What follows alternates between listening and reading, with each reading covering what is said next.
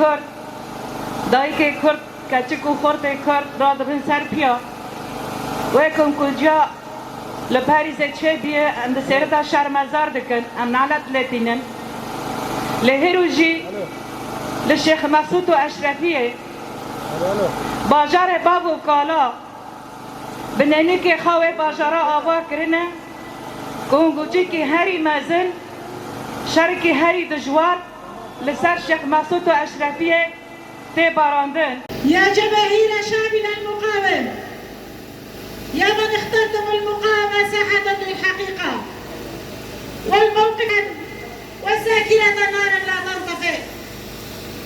نلتقي اليوم في هذه الوقفة الجماهيرية لا لنستسكر الألم فقط، بل لنحوله إلى فعل ثوري وإلى صرخة مداوية في وجه الظلم والقتل المنظم.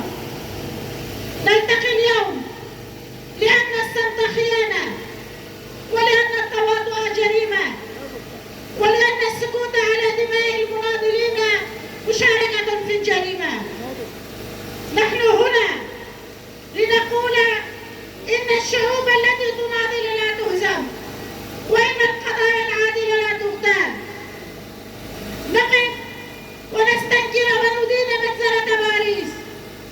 نعم، بالأمس كان باريس واليوم شيخ مقصودة والأشرفية.